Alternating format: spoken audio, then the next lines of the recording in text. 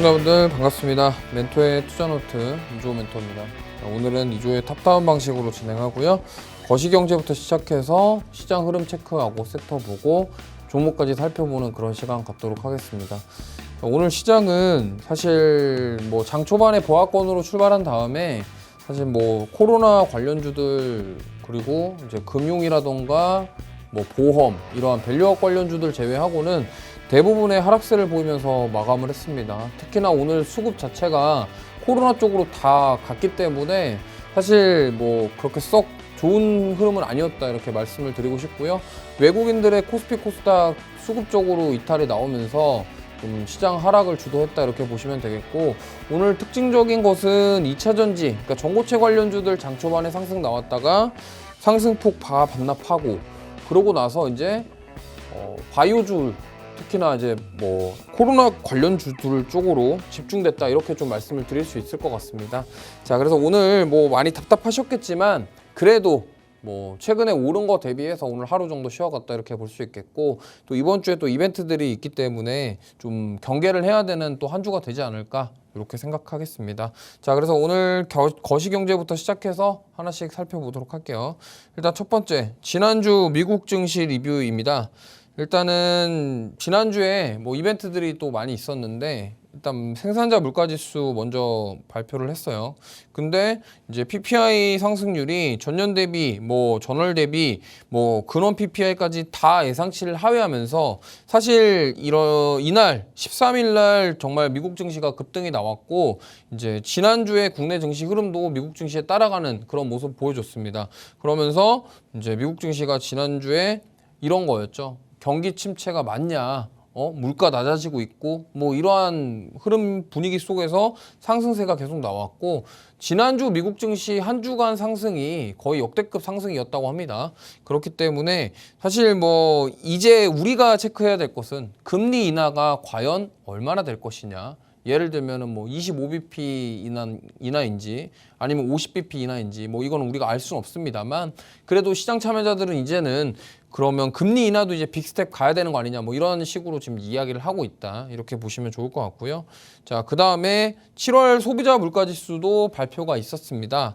특히나 이제 전월 대비해서 이제 여기 상승률 자체가 2.9가 나왔거든요. 이게 큰 의미가 뭐냐면 연준이 맨날 노래처럼 말하던 게 2%대 진입이었습니다. 근데 결국에는 이제 2%대 오긴 왔다라는 거죠. 그러면서 금리 인하에 대한 기대감이 커지고 있다라는 점. 그리고 사실은 근원 CPI 같은 경우는 그렇게 썩 둔화되는 모습이 나오지는 않았고요. 예상치에 부합하는 정도에서 마무리가 됐지만, 그래도 이제 전년 대비 CPI 상승률 자체가 3% 밑으로 내려왔다는 것 자체는 금리 인하에 대한 기대감을 불러오기에는 충분했다. 근데 사실 PPI가 좀 너무 둔화돼서 그때 많이 올랐던 것인지 모르겠습니다만 8월 14일 날 미국 증시는 그렇게 썩 많이 올라가지 못했습니다. 그리고 저희 광복절날 쉬고 나서 그 다음에도 계속적으로 상승세가 나왔는데, 그거에 대한 이유는 바로 여기 있습니다. 바로 이제 미국 7월 소매 판매 지표 발표가 있었는데요.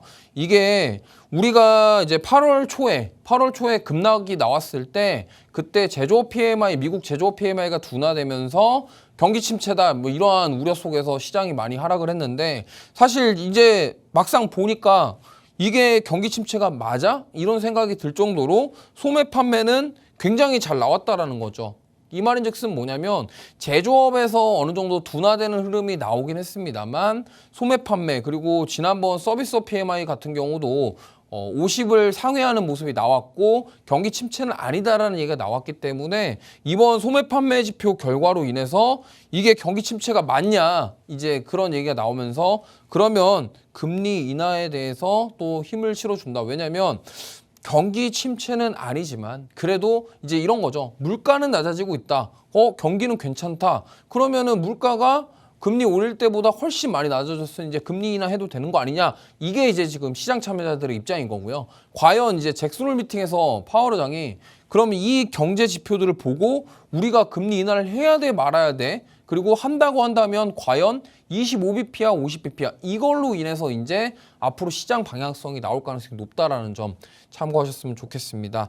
그리고 이번 달 마지막 주에 다음 주죠. 다음 주에 또 엔비디아 실적 발표까지 있습니다. 이제 2분기 실적이 거의 막바지고 거의 끝났거든요. 끝난 상황인데 미국은 뭐 좀 시간 차이가 좀 있습니다만 어쨌든 엔비디아 실적 발표가 예정되어 있고 이번 주에 잭슨홀 미팅까지 있기 때문에 아직도 이벤트들은 많이 남아 있다. 그러면 지금 시장이 어느 정도 반등이 나오면서 회복하고 있는데 여기서 추가 상승 여력도 충분하지 않나요? 맞죠? 추가 상승 여력 충분한데 파월 의장이 또 우리가 원하는 답변을 안 내놓을 수가 있어요. 이거는 우리가 경계를 해야 된다는 점 참고하셨으면 좋겠습니다.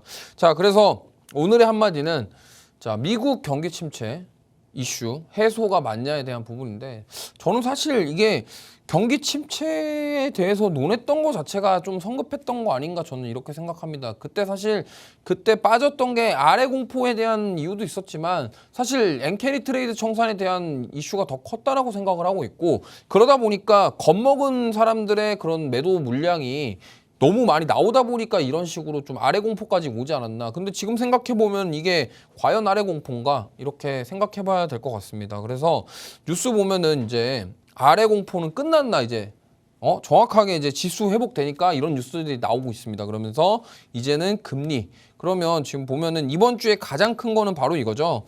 잭슨홀 미팅인데 지금 이 잭슨홀 미팅 같은 경우가 좀 무서운 게 뭐냐면요. 22년도에 잭슨홀 미팅 때 나스닥이 거의 4에서 5% 빠졌어요. 그러고 나서 23년도 잭슨홀 미팅 때는 급등이 나왔거든요. 그럼 과연 올해는 어떻게 될 것인가 모르겠습니다만 저는 약간 좀 보수적으로 접근하자라는 입장이에요. 왜냐하면 일단 미국 대선이 있고 이건 제 사견입니다만 파월 의장이 어쨌든 아무리 눈치를 안 본다고 해도 미국 대통령 될 사람한테 눈치를 안 볼 수가 없거든요. 왜냐면 파월 의장도 그냥 제가 파월 의장이라면 좀 더 하고 싶을 것 같아요.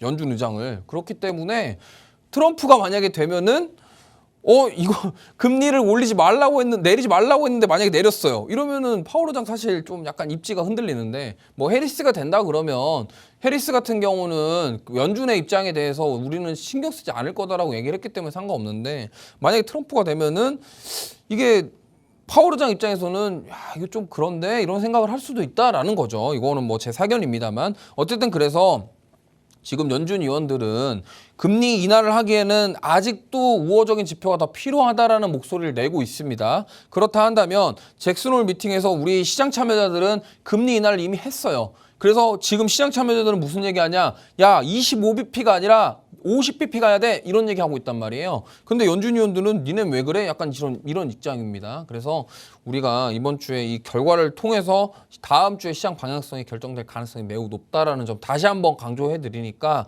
이 부분을 제가 강조하는 이유가 있습니다. 왜냐면 이게 진짜로 시장 방향성을 결정할 가능성이 매우 높은 그런 미팅이기 때문에 꼭 보셔야 된다 이렇게 말씀드리겠습니다. 자, 그리고 이번 주 이제 미국 증시 일정 체크를 해볼게요.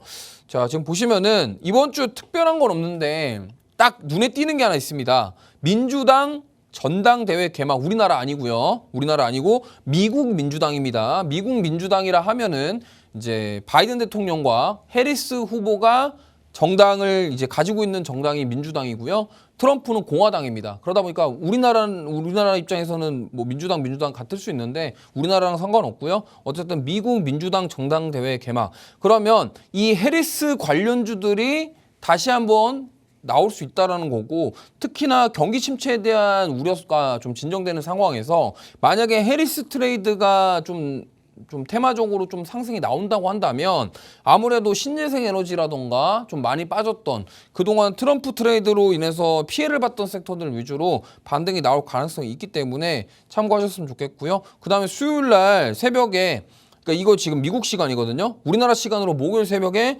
이제 FOMC 의사록 공개 있고요. 그 다음에 금요일 날 밤에 우리나라 시간 밤에 이제 7월 뭐 신규 주택 판매 건수랑 그다음에 잭슨홀 미팅이 예정되어 있습니다. 자, 그래서 참고하셨으면 좋겠고, 자, 그다음에 지금 전 세계를 뜨겁게 달구고 있는 바로 이 엠폭스인데요.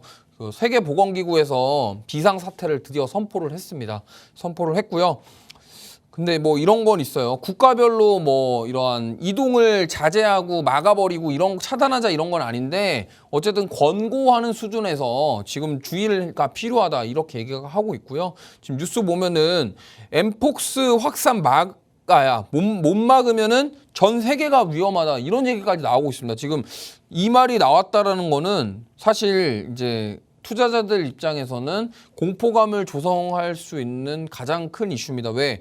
우리가 과거에도 엠폭스에 대한 이슈가 있었습니다만 이게 엠폭스가 지난번엔 이 정도는 아니었거든요.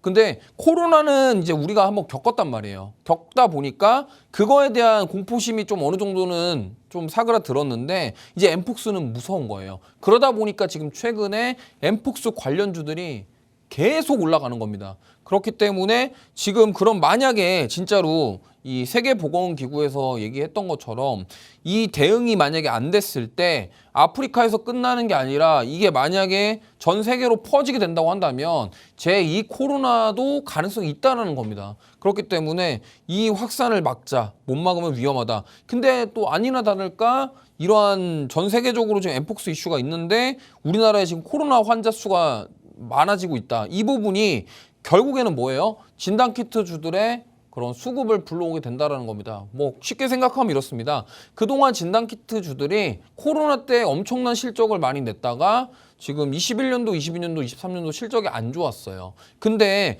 지금 진단키트 공급 자체가 부족한 상황이고 왜냐면 아니 이 기업 입장에서는 사람들이 안 쓰는데 굳이 왜 만들어였겠죠. 그러다 보니까 그동안 안 만들고 있다가 이제 코로나 확산되네 이러니까 사람들이 뭐예요? 정부에서도 야 니네 좀 만들어서 빨리 팔아 이런 얘기가 나오는 겁니다. 그렇게 되면은 어떻게 되겠습니까? 그동안 안 만들던 거를 이제 생산량을 늘리게 되면은 그게 잘 팔리고 지금 수요가 어느 정도 받쳐주는 상황이기 때문에 잘 팔리게 됐을 때 그거에 대한 실적에 대한 부분들을 우리가 기대해 볼 수 있겠죠. 그렇기 때문에 실적에 대한 기대도 있고 어쨌든 공포감 이런 것들이 지금 코로나 관련주들이 움직이게 만들고 있다. 이렇게 좀 보시면 되겠습니다. 자, 지금 여기 보시면은 진단키트 수요에 대한 부분인데요.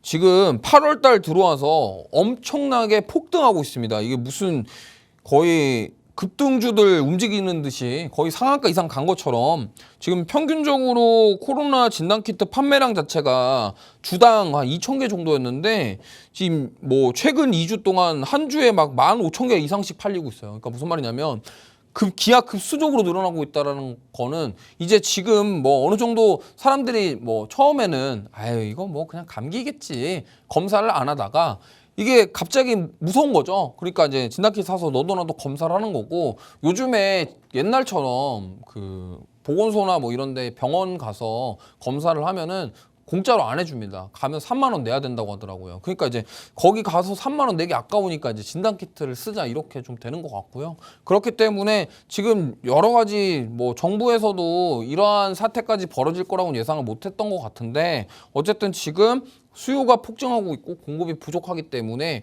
수요와 공급의 원칙에 의거해서 그럼 뭐예요? 진단키트가 가격적으로 메리트가 있어지겠죠. 근데 나라에서 이거는 컨트롤하는 제품입니다. 왜냐면 진단키트를 어떤 기업에서 독점적으로 비싸게 팔 수가 없어요. 그렇기 때문에 지금 어떤 현상이 일어나고 있냐? 누군가는 지금 사재기를 하고 있다. 뭐 이러한 얘기도 나오고 있습니다. 근데 이거는 사실 뭐 합리적인 의심을 좀 해볼 만한 상황이긴 하죠. 어쨌든 그래서 진단키트가 수요가 늘어나기 때문에 앞으로 기업에서는 공급을 늘릴 것이고 이로 인한 좀 매출에 대한 부분들을 기대해 볼 수 있다. 이렇게 좀 말씀드리겠습니다. 자, 그래서 하필 제가 또 공교롭게 지난주 월요일 날 시즌이라는 종목을 탑픽 종목으로 잡았었습니다. 그거에 대한 오늘 수익 리뷰를 좀 해보도록 할게요. 자, 지금 시즌을 제가 8월 12일 날 월요일 날 방송 공략 탑픽주로 제시를 해드렸고요. 이때도 이제 코로나와 이제 시즌 같은 경우는 엠폭스 관련된 키트도 있어요. 그렇기 때문에 그거와 관련된 부분들에서 우리가 한번 노려보자라고 말씀을 드렸고 8월 13일 날 시초가에 공략을 했는데 자 오늘 목표가를 훌쩍 달성을 했습니다. 오늘 사실 거의 상한가 근처까지 갔다가 윗꼬리 달면서 마감을 했는데요. 굉장히 탄력적으로 상승이 나왔고 오늘 거래량도 터져주면서 상승이 나왔기 때문에 정말 뭐 깔끔하게 수익을 냈다 이렇게 좀 말씀을 드리겠고요. 사실 이렇습니다. 이런 진단키트라던가 지금 제가 근데 그때 방송 때도 이런 말씀을 드렸습니다.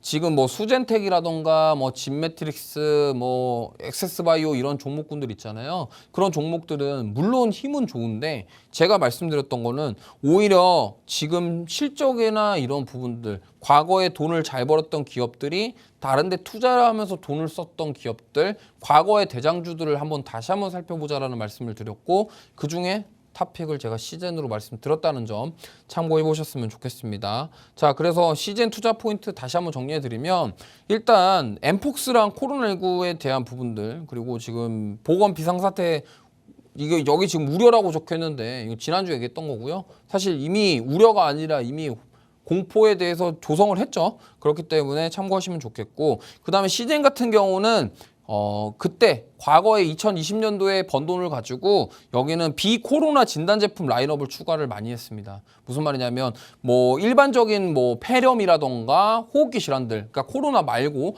비코로나 진단 제품들 라인업을 많이 추가했기 때문에 사실 이번에 시즌 실적 나오면서 이쪽에 대한 매출이 굉장히 좋았어요. 그렇기 때문에 하반기에도 이런 부분들 좀 기대가 된다. 근데 만약에 지금 코로나19랑 엠폭스 확산 때문에 진단키트 수요 늘어나면은 여기에서도 실적이 더 좋아지겠죠. 그렇기 때문에 보시면 좋을 것 같고 제가 지난주에 또 공교롭게 이 말을 했습니다. 파리올림픽 이후에 이 신규 감염병 확산에 대한 가능성 이러한 우려가 있을 것이다라고 얘기를 했는데 좀 공교롭게도 적중을 했습니다. 근데 사실 이렇게 안 좋은 소식을 가지고 이렇게 투자를 하는 게 좀 아이러니합니다. 왜냐면 이런 일이 일어나면 안 되지만 근데 우리는 또 주식 투자를 해서 돈을 벌어야 되잖아요. 그렇기 때문에 이런 걸 또 투자의 기회로 삼아야 되기 때문에 또 어쩔 수가 없습니다. 뭐 개인적으로는 이런 게 확산이 그만됐으면 좋겠지만 투자 입장에서는 이러한 그 흐름이 보이기 때문에 우리가 투자를 해서 수익을 챙겨야 될 기회다 또 이렇게 말씀드릴 수밖에 없다라는 점 참고하셨으면 좋겠습니다. 자, 그래서 오늘 국내 증시 마감 상황에 대해서 좀 체크를 해보도록 할게요. 자, 일단 첫 번째 코스피입니다. 코스피 오늘 사실 좀 출발은 괜찮았어요. 보합권에서 출발을 했는데 사실 뭐 2700선 살짝 넘어갈랑 말랑 했다가 넘어갔다가 좀 빠진 것 같습니다. 그래서 지금 제가 봤을 때는 어쨌든 그동안 지금 8월 5일 날 급락하고 많이 올라왔고요. 올라오고 나서 지금 어느 정도 좀 오늘 쉬어가고 있다. 뭐 이 정도로 해석해 볼 수 있을 것 같습니다. 그리고 오늘 좀 특이한 거 있어요. 밸류업 관련주들 외국인 기관들이 엄청 샀습니다. 이거 무슨 말이냐면 지금 오늘 물론 코로나 관련주들 쪽으로 수급이 많이 갔습니다만 결국에는 지금 1번, 2번, 3번, 4번, 5번 다 뭐예요?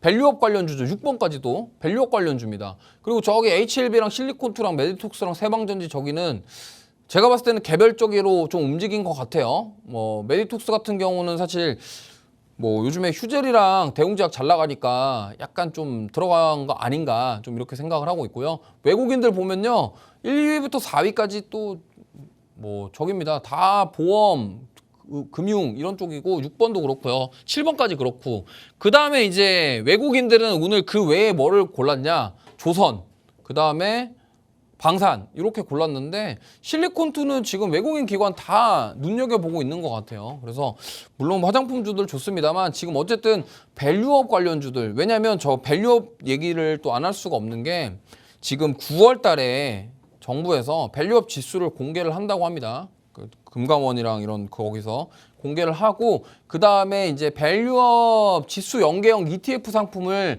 올해 안에 출시한다고 합니다. 그러면 일반적으로 봤을 때 이제 이러한 ETF 출시가 된다 그러면 패시브 자금이 유입될 가능성이 있어요. 그러다 보니까 그런 패시브 자금들이 유입이 되면은 그 패시브 자금이라 하면 뭐냐면요. 그런 기관 투자자들이나 이런 그런 펀드사들이 기본적으로 깔고 가야 되는 그런 자금들이 있습니다. 그러니까 뭐 우리나라에서 이거는 그들의 암묵적인 누리긴 하지만 어쨌든 그런 돈을 자산을 운용을 할 때 일반적으로 이런 것들을 좀 좀 어느 정도 사야 되는 뭐 이런 게 있어요. 근데 그런 ETF 같은 것들이 그거에 베이스가 되는 그런 상황을 만들어주기 때문에 그런 패시브 자금들이 그쪽으로 유입될 가능성이 있다라는 점. 만약에 그쪽으로 패시브 자금이 유입이 된다 그러면 우리 과거에 밸류업 프로그램 처음 얘기 나왔을 때 많이 올랐었던 뭐 현대차라던가 대부분의 금융주들 그리고 보험사들 이런 쪽들이 수혜를 다시 한번 받을 가능성이 높다. 특히나 이제 메리츠 금융지주 같은 경우는 사실 지난주에 실적 발표하면서 주주 환원책에 대해서 또 얘기를 했습니다. 컨콜에서. 그렇기 때문에 그러한 이슈들까지도 더해지면서 지금 뭐 오늘 사실은 저는 이렇게 생각해요. 오늘 갔던 게 코로나, 밸류업, 그 다음에 뭐 전고체 배터리 이 정도로 볼 수 있는데 사실은 뭐 전고체 배터리는 윗꼬리를 너무 달아가지고 좀 그렇지만 어쨌든 오늘은 코로나랑 밸류업의 날이었다 이 말씀 드리고 싶고 코스닥 같은 경우는 역시나 마찬가지로 좀 눌렸는데 뭐 지금 현재 상황에서는 크게 걱정할 수준은 아니다라고 생각합니다. 그동안 또 짧은 기간 동안 많이 올라왔기 때문에 하루 정도는 쉬어갈 수 있다. 물론 뭐 내일까지 쉬어가면 마음이 아프겠습니다만 어쨌든 오늘은 그렇고요. 내일은 또 뭐 미국 증시라던가 여러 가지 상황에 따라서 또 반등이 나올 수 있는 그럴 가능성도 있다라고 생각하기 때문에 어쨌든 코스피, 코스닥 오늘 외국인들의 수급 이탈하면서 조금 안 좋았다. 이게 근데 만약에 차익 매물이 시작일 건지 차익 매물이 다시 나오는 그런 상황인 건지 아니면은 오늘 하루 그냥 조금 덜어내고 이번 주에 잭슨홀 미팅 전에 외국인들이 과연 다시 한번 매수세가 들어올 건지는 좀 지켜봐야 되겠다라는 말씀 드리겠습니다. 자, 그러면 잠시 쉬었다가 와서 섹터와 종목들 이야기 해보도록 하겠습니다.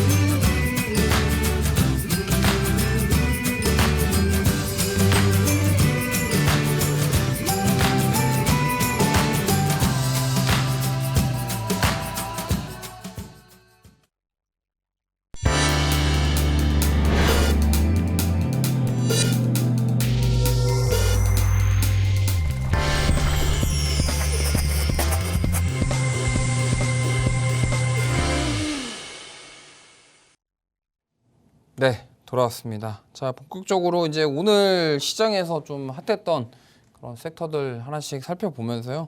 오늘 또 탑픽주까지 또 제가 또 준비했으니까 하나씩 가보도록 하겠습니다.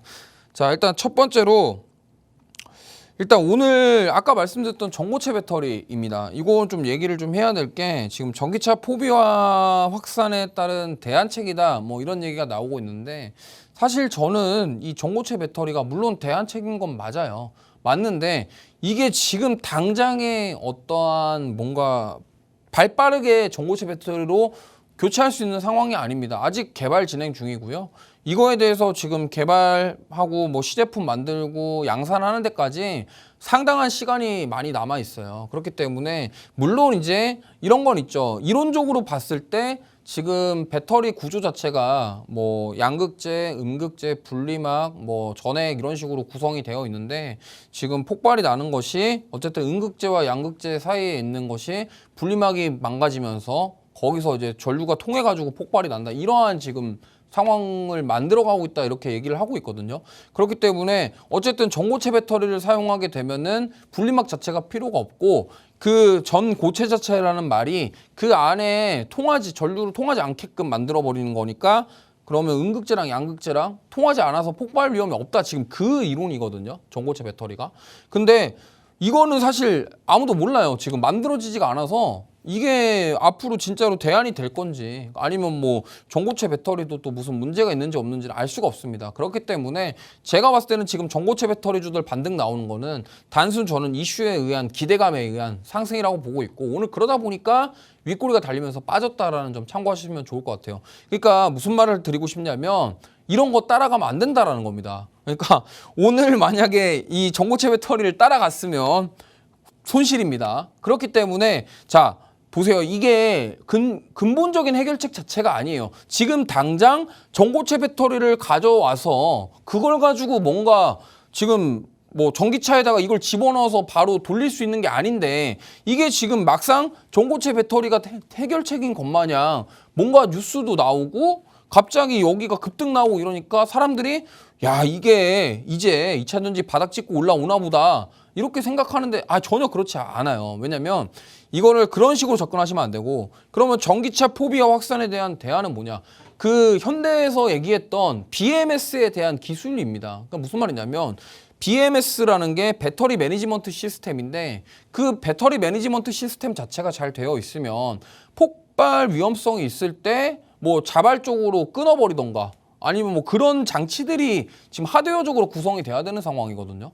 근데 그거가 지금 현대에서는 우리는 그 기술이 있다 그러고 공개를 했단 말이죠. 그러면 정부에서 나올 얘기는 뭐겠습니까? 야, 너네 제조사들 당장 전고체 배터리를 바꿔, 이 말이 아니라는 거예요. 그럼 무슨 말이냐면, 그러면 BMS를 업데이트를 더 해가지고 그걸 통해서 만약에 이상 기류가 파악이 됐을 때 그걸 가지고 뭐 전류를 차단시킨다던가 끊어버린다던가 아니면 폭발이 안 날 수 있도록 뭔가 장치를 마련해라가 정부에서 제시할 대응책일 거란 말입니다. 그러면 이렇게 가정해 봤을 때 우리가 봐야 될 건 뭐예요? 결국엔 전고체 배터리가 아니라 BMS 관련된 기업들을 보셔야 된다는 말씀을 드리고 싶습니다. 근데 오늘 공교롭게 전고체 배터리 가져온 이유는 사지 말라고 가져온 거니까 꼭 확인해 주시고, 제가 수요일 날 요거 그러면 전기차 포비아 확산에 따른 대안과 관련된 종목들은 뭐가 있냐에 대해서 수요일 날은 말씀을 드리도록 하겠습니다. 미리 예고로 말씀드리는 거니까 기대해 주시고요. 그래서 오늘 전고체 배터리 종목들 하나 보겠습니다. 지금 보면은 한농화성, 자 보세요. 이거 아까 시가에 들어갔다가 지금 윗꼬리 싹 올렸다가 그대로 반납하고 음봉 마감했죠. 결국에는 시가에 따라가신 분들 위에서 팔았으면 괜찮은데 안 그랬으면은 약간 손실권 들어갔을 수도 있다. 뭐 거래량도 많이 나오고 좋은데 이게 문제가 있습니다. 지금 전고체 배터리 관련주들 차트가 다 똑같이 생겼거든요. 그러니까 무슨 말이냐면 기술적으로 봤을 때는 여기서 더 이상 빠질 데가 없는 바닥 자리에면은 누구도 부정할 수 없는 상황이에요. 그렇기 때문에 뭐 사실 뭐 보면은 한번 보겠습니다. 한농화성 한번 볼게요. 보면은 여기 자 보세요. 이게 주가가 지금 이 한농화성 같은 경우는요, 박스도 굉장히 크게 쳐요. 무슨 박스를 10,000원이랑 30,000원대를 박스를 치고 있어요. 지금 여기 보시면요, 자 요렇게 박스를 치고 있거든요. 근데 이게 박스 범위가 커가지고 변동성이 그만큼 크다라는 거예요. 그럼 무슨 말이냐? 자 차트를 보시면 올라갈 때 무슨 전고체 배터리 이슈 확 나왔다가 또 그거 사라지니까 다 빠지고, 그러고 나서 또 싹 올라갔다가 그거 사라지니까 또 다 빠지고, 또 반복이죠. 그 말인 즉슨 뭐예요? 지금 작년에도 전고체 배터리 이슈 나오면서 이때 작년 초에 2차 전지들 갈 때 같이 갔던 거예요. 전고체도. 근데 보세요. 올해 3월 달인가 배터리데이 한다고 해갖고 이때도 올라갔었어요. 삼성 SDI 반등 나올 때.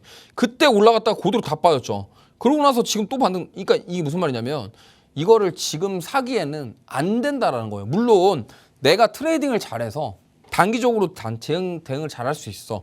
그럼 만약에 이런 구간에서 사가지고 이런 거 먹고 나오면 상관없습니다. 근데 지금 많은 분들, 개인 투자자분들이 어떻게 매매하죠? 자 전기차 포비아 확산되니까 전고체 배터리가 대안이네. 자 오늘은 여기다. 그러면서 아침에 거래량 나올 때 삽니다. 그럼 뭐 위에서 팔았으면 상관없는데 못 파니까 문제인 거예요. 그러면서 이거 또 10,000원 가면은 저는 주식 장투하겠습니다 이런다고요. 그러니까 이런 것들을 반복하시지 말고 굳이 이런 거 쳐다보지 마세요. 굳이 내가 만약에 진짜 단타 잘 해서 단타로 나는 먹고 산다 하시는 분들은 상관없습니다. 뭐 그냥 알아서 하고 나오세요. 근데 그거 아니신 분들은 사실 좀 힘들기 때문에 주의하셨으면 좋겠습니다. 자, 그 다음 종목. 이수 스페셜티 케미컬 똑같습니다. 이거 똑같아요. 지금 같은 섹터와 똑같은 움직임 나오고 있고요. 그나마 이 이수 스페셜티 케미컬은요. 조금 다행스러운 게 뭐냐면 사실 이 종목은 저런 한농화성처럼 막 그렇게 좀 너저분하게 좀 표현이 좀 그런데 좀 지저분하게 움직임이 나오지는 않습니다. 이게 뭐냐면 사실 상장했을 때 정말 많이 올랐거든요. 16,600원 저가에서 9만 원까지 갔다가 쭉 조정받고 이렇게 올라왔다 다시 내려왔는데 여긴 사실 뭐 액면 불안이랑 이런 이슈가 좀 많이 있었어요. 그런 상황에서 좀 이렇게 움직이는 게 아니라 얘는 좀 명확합니다. 올라갈 때 세게 가고 빠질 때 무섭게 빼고 또 다시 반등 나올 때 세게 올라가고 빠질 때 무섭게 뺍니다. 그 말인즉슨 뭐예요? 변동성이 크다라는 거죠. 그렇기 때문에 이러한 변동성에 진짜로 대응이 되시는 분들 한해서만 접근하셔야지. 물론 주가 보면요. 차트 보면 이렇습니다. 야, 이거 여기서 더 빠지겠어. 그렇죠. 안 빠질 것 같죠. 근데 에코프로 보세요. 안 빠질 것 같았는데 계속 저점 깨잖아요. 그러니까 이러한 점들 우리가 항상 고민해봐야 됩니다. 왜? 에코프로 옛날에 150만 원일 때 200만 원 간다 그랬어요. 다. 근데 어떻게 됐습니까? 지금 뭐 액면 분할 했지만 어쨌든 많이 빠졌죠. 그러니까 이러한 점들을 우리가 감안하자. 그래서 이런 거는 좀 단기적으로 우리가 트레이딩 관점으로 대응하는 게 좋겠구나. 이렇게 꼭 인지를 하셨으면 좋겠고요. 그 다음 CIS 마찬가지. 얘는 보세요. 얘는 11,500원에 시가 형성했다가 종가에 거의 만 원대 가까이 와서 1,800원? 엄청 빠져서 끝났어요. 그러니까 이게 이렇습니다. 하여튼 이쪽 계열들이 다 이러니까 CIS 같은 경우는 실적도 좋거든요. 실적도 좋아요, 이 회사. 좋은데도 이래요. 그러니까 어쨌든 실적 좋고 요즘에는 시장이 실적이 좋고 이런 거 다 좋은데 어쨌든 이 좋은 실적과 앞으로의 성장 모멘텀이 부합이 되는 종목들이 갑니다. 예를 들면은 2분기 때 잘 갔던 화장품, 그 다음에 식품, 그 다음에 뭐 식품주들 지금 조정 나왔지만 화장품주들이 계속 잘 갔던 이유는 바로 실적 모멘텀이 계속적으로 연속적으로 이어질 가능성이 높기 때문인데 CIS 물론 실적 좋아요. 근데 그럼 앞으로의 모멘텀, 그러면 이 기업이 니네 돈 잘 버는데 앞으로 미래산업에 투자 뭐 하고 있는데? 우리 전고체 배터리 하고 있어. 언제 만드는데? 이게 문제거든요. 그러니까 이런 것들을 우리가 꼭 체크해 보셨으면 좋겠습니다. 자, 그 다음에 두 번째 섹터는 이거 안 할 수 없어요. 오늘 코로나19 봐야 됩니다. 자, 지금 코로나19의 가장 큰 문제점이 뭐냐면요. 의료 파업도 같이 하고 있어요. 그러니까 이게 문제예요. 이게 요즘에 응급실에 이런 뉴스를 봤는데 응급실에 별로 안 아픈데 응급실 가서 아프다고 엄살 부리시는 분들 많다고 하는데 지금 병원 종사자 분들은 거의 진짜로 너무 힘드시다고 합니다. 왜냐면 뭐 술 만취돼가지고 여기서 뭐 속이 쓰려요 이러고 응급실 가면 사실 거기서 뭐라고 하겠습니까, 그죠? 근데 지금 코로나 환자가 늘어나고 있는데 응급실에서 뭐 그런 경미한 환자들이 와가지고 아프다고 하니까 응급실 거기 일하시는 분들은 정말 힘들다고 저도 오늘 뭐 뉴스 기사를 좀 봤습니다. 그래서 참 안타깝지만 그래도 이러한 쪽들로 지금 강한 수급이 들어오고 있기 때문에 우리는 한 번쯤 봐야 된다 이 말씀 드리겠고요. 자, 오늘 아까 시젠 얘기했죠. SD바이오센스도 좀 이야기해 볼게요. 여기 같은 경우도 오늘 급등이 나왔지만 좀 윗꼬리 달고 마감했습니다. 근데 시젠만큼은 아니지만 SD바이오센스도 지금 최근에 움직임이 너무 좋아요. 거의 지금 8월 5일날 저점부터 거의 약 2배 가까이 올랐거든요. 그 말인즉슨 뭐예요? 이번 달 안에 주인공이었어요. 사실 이 코로나19 쪽 진단키트 쪽이 처음에 막 소리 소문 없이 거래량 나오다가 갑자기 이렇게 팍팍팍 올라가니까 이제서야 부각을 받은 건데 사실 이미 8월 초부터 움직임이 나오고 있었습니다. 그렇기 때문에 앞으로도 뭐 추가 상승 여력도 충분합니다만 그래도 단기간에 많이 올라서 가격적인 부담감은 있다라는 점 꼭 참고하셨으면 좋겠고요. 물론 더 갈 수도 있어요. 이거는 아무도 모릅니다. 그렇기 때문에 아까 시제는 제가 뭐 목표가 달성하고 좀 나오긴 했지만 어쨌든 또 기회가 되면은 눌림목 나오면은 또 공략할 수도 있다. 이렇게 보시면 되겠습니다. 자, 그다음 파미셀인데요. 이 종목은 좀 조심하셨으면 좋겠어요. 왜냐면 SD바이오센서랑 시젠이랑 얘는 좀 결이 달라요. 무슨 말이냐면 파미셀이 주가가 오르는 이유는 하나입니다. 원숭이 두창 관련 치료제. 근데 저는 이 파미셀의 치료제는 듣도 보도 못했어요. 그리고 이게 사실 뭐 치료제가 효과가 있는지 없는지도 몰라요. 그리고 모르겠습니다. 잘. 그러니까 이슈로 올라왔다 이렇게 생각하시면 될 것 같아요. 과거 사례를 보시면 알겠지만 코로나 그 처음 나왔을 때 그때 보세요. 백신하는 기업들 다 지금 어떻게 됐어요? 셀트리온 보세요. 코로나 치료제 하다가 다 사업 접었잖아요. 그러니까 그런 상황인데 과연 이 파미셀의 그 원숭이 두창 치료제가 과연 효과가 있을지 없을지도 모를 뿐더러 뭐 지금 만약에 치료제가 부각이 돼갖고 얘가 뭐 FDA 승인받고 뭐 하고 하는데 코로나 또 끝나요. 셀트리온처럼 그 꼴 난다고요. 그러니까 이러한 것들은 이렇게 올라올 때는 꼭 경계를 해야 된다. 이 말씀을 좀 드리고 싶고요. 그다음 메가이시에스 이 종목은 사실 코로나 수혜주가 맞아요. 왜냐하면 인공호흡기 관련주거든요. 그래서 음압병실, 인공호흡기 오늘 이런 쪽도 움직였는데 사실 메가CS 같은 경우는 지금 시가총액이 현재 워낙 작다 보니까 조금 변동성이 클 수가 있는데 어쨌든 이 메가CS 같은 종목은 확실한 인공호흡기 관련주가 맞습니다. 근데 과연 중증 환자가 얼마나 생기냐에 따라서 이 종목이 추가 상승이 나올지 말지가 결정될 거기 때문에 관심 있으신 분들은 지켜보시면 좋을 것 같고 번외로 말씀드리면 수액 관련주가 또 JW 중해제약 이런 종목들도 있어요. 그러니까 뭐 인공호흡기, 수액, 그다음에 병원에서 사용하는 뭐 그런 것들 그런 관련주들이 실제로 수혜주가 맞는지 아닌지 실제로 이 기업이 그 사업을 하고 있는지 아닌지를 꼭 체크하시는 게 좋겠다 이 말씀 드리겠습니다. 자, 그다음 이제 세 번째 섹터는 밸류업인데요.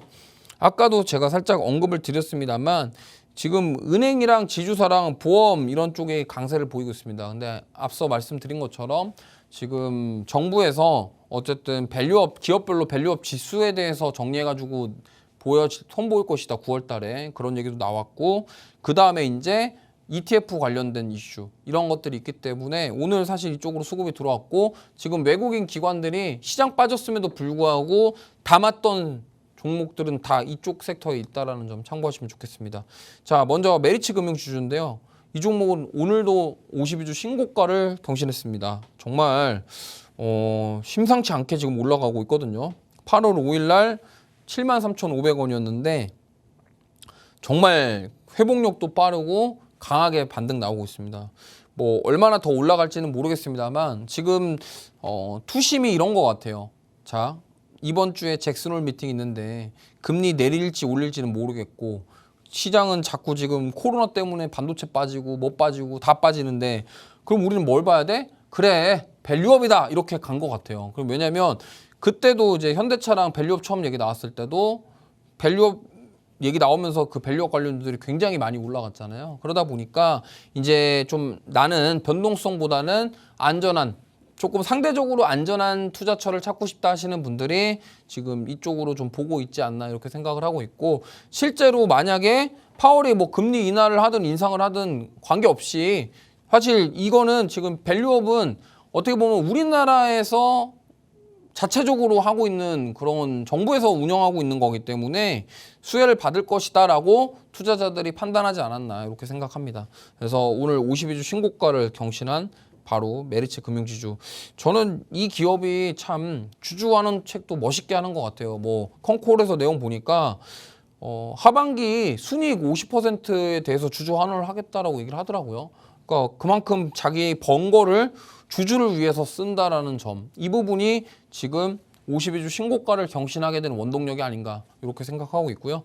자, 두 번째 삼성생명입니다. 이 종목도 사실 뭐 우리가 다들 알고 계시겠지만 이 삼성생명은 사실 또 이재용 회장이랑 또 같이 연결해서 봐야 되거든요. 왜냐하면 거기 또 지분을 많이 갖고 계시기 때문에 우리가 또 봐야 됩니다. 그리고 사실 이 삼성 들어가면 우리나라에서는 삼성에서 뭐 한다 그러면 이게 또 뭔가 있거든요. 그렇기 때문에 만약에 지금 삼성생명에서 뭐 사실은 이재용 회장이 밸류업 관련해서 뭔가 입장을 내놓느냐 안 내놓느냐 이거에 따라서 변동성이 나올 수도 있을 것 같아요. 제가 봤을 때는 어쨌든 삼성생명도 지금 주가 흐름 자체는 나쁘지 않고 밸류업과 관련해서 뭔가 입장을 내놓을 가장 유력한 후보 중에 또 하나이기 때문에 뭐 좀 보시면 좋을 것 같고 저는 뭐 변동성이 워낙 크지 않기 때문에 좀 재미가 없을 수도 있습니다만 아까 말씀드린 것처럼 이러한 시장 속에서는 오히려 이게 좋은 투자처가 될 수 있다는 점 참고하시면 좋겠습니다.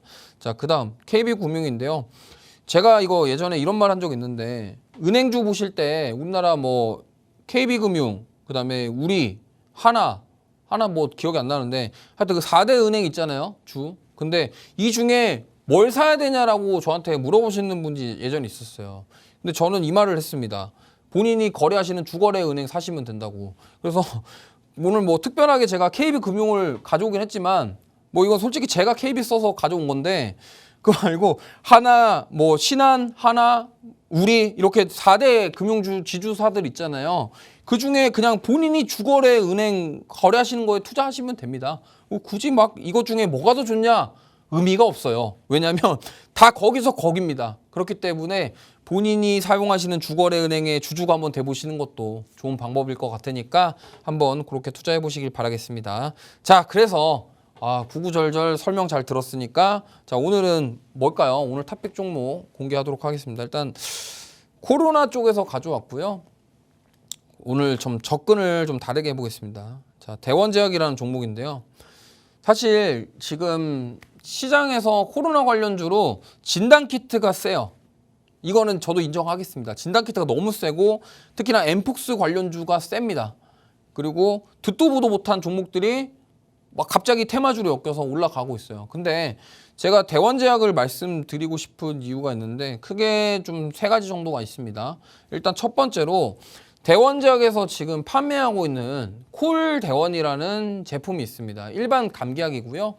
그 다음에 이제 그냥 일반 그 편의점이라던가 일반 약국에서 아무나 가서 구매할 수 있는 그런 제품인데 지금 콜대원도 없어서 못 팔고 있다고 합니다. 그렇기 때문에 대원제약이 주력 상품 중에 하나인 콜대원, 이 부분에 대한 지금 수요 증가. 왜냐면 사람들이 지금 이런 거예요. 진단키트 했어. 근데 코로나인데 회사 연차 내기 싫고 누구한테 걸렸다고 말하기 싫으니까 그냥 감기약 먹고 지나가겠지 이거예요 지금. 그러다 보니까 대원제약의 이러한 감기약 수요가 늘어나고 있다 이렇게 보시면 되겠고요. 그 다음에 이 대원제약 같은 경우는 여기가 지금 이 콜대원이 있고요. 코대원이 있고 펠루비가 있습니다. 코대원은 진액 어담제고요. 그 다음에 펠루비는 이제 해열 진통 소염제예요. 근데 펠루비랑 콜대원 말고 코대원은 이 의사 처방이 있어야지만이 우리가 약국에서 약사님들한테 받아올 수가 있어요. 그게 무슨 말이냐면 이 대원제약은 사실 전통 바이오 기업입니다. 일반 상비약을 판매하고 있는 사실 어떻게 보면 경기 방어 성향을 가진 전통 바이오 기업인데 펠루비에 대한 부분들, 그 다음에 코대원에 대한 부분들 매출이 있고요. 그리고 이 펠루비가 원래 지금 나라에서 약가 인하하라고 했는데 이게 유예가 됐어요. 무슨 말이냐면 과거에 이 해열제 이 펠루비에 대해서 약가를 인하하라는 그런 시정 명령이 있었는데 요게 뭐 소송을 걸었는지 뭔지 모르겠는데 약가 인하가 유예가 됐습니다. 그래서 지금 당장 약가 인하를 하지 않아요. 그러면 지금 만약에 이 상황에서 원래는 이 약가 인하에 대한 우려 때문에 주가가 좀 힘을 못 냈었는데 지금 코로나 이슈가 터지면서 콜대원, 코대원, 펠루비 이런 것들이 많이 팔린다. 그럼 어떻게 되겠습니까? 당연히 이 회사에 대한 실적이나 매출이 늘어나겠죠. 그러니까 그 부분들. 그리고 대원제약이 지금 비만 치료제 파이프라인을 구축하고 있어요. 그러니까 첫 번째로는 이 경피형 비만 치료제가 있고요. 요거는 지금 일상 임상 계획 승인이 났습니다. 그러니까 아직 진행한 건 아니고요. 일상 임상 계획. 그 경피형이 뭐냐면 붙이는 거예요.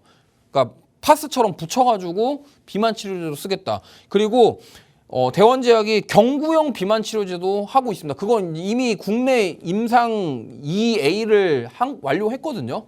그러니까 그 2가지 파이프라인이 있는데 어쨌든 지금 대원제약이 그동안 주가가 많이 못 올랐던 이유 중에 하나가 어쨌든 실적은 나쁘지 않아요. 재무 상태는 굉장히 좋은데 그렇다고 앞으로 성장에 대한 그런 모멘텀이 부족했다. 그러면 만약에 지금 최근에 비만 치료제들이 좀 쉬어가고 있습니다만 이 대원제약에서 지금 개발하고 있는 경피형 비만 치료제와 그 다음에 경구용 비만 치료제 이 두 가지 파이프라인이 가동된다고 한다면 앞으로 성장할 가능성은 충분하다라는 거죠. 그리고 사실 이 펠루비 같은 경우 이러한 펠루비라던가 진해거담제, 코데원 이런 것들은요. 사실 그냥 늘상 팔리는 그런 일반적인 제품이에요. 그러면 제가 대원제약을 왜 말씀드렸냐면 이러한 지금 뭐 테마주들 급등주들이 나오는 거 보면은 다 이슈 받아가지고 단기 이슈에 의해서 급등하는 종목들인데 대원제약 같은 경우는 저는 주가가 오르는 게 저는 이유가 다 있고 근거가 있게 지금 올라가고 있다라고 생각을 하고 있거든요. 그렇기 때문에 올해 하반기에도 이제 코데원이라던가 콜데원 그리고 이런 펠루비 등 그러니까 코로나19로 인해서 거기에 이제 열도 나고 뭐 목도 아프고 이러니까 진해거담제라던가 이런 해열제 같은 것들이 많이 처방이 되고 소비가 많이 일어나겠죠. 그러다 보니까 이 부분에 대한 실적 그리고 사실 실적 모멘텀이 굉장히 뚜렷하기 때문에 저는 좀 관심을 가지고 보셨으면 좋겠어요. 특히나 이 지금 대원제약 같은 경우는요. 제가 좀 보여드리고 싶은 게 여기에 지금 매출이 작년, 그러니까 23년도 기준으로요. 여기 보시면은 연간 매출이 5,270억이었습니다. 자, 근데 이 대원제약 오늘자 기준으로 시가총액이 3,650억이에요. 그럼 뭐예요? 매출이 시총보다 높네? 그쵸? 저평가 기업이라는 겁니다. 그러니까 밸류 대비 주가 자체는 굉장히 낮아요. 싸다라는 거죠. 그러면 아니 제약바이오 중에 이렇게 실적이 잘 나오는 기업들 우리나라에 몇 개 있습니다. 보통 뭐 대웅제약이라던가 그런 한미약품이라던가 막 이런 애들 있죠. 그러니까 일반적인 뭐 항생제 팔고 감기약 팔고 이런 데가 대부분 다 실적이 나쁘지 않아요. 그렇기 때문에 지금 이런 실적 모멘텀 그리고 여기가 유보율도 괜찮아요. 돈도 많아요, 이 회사.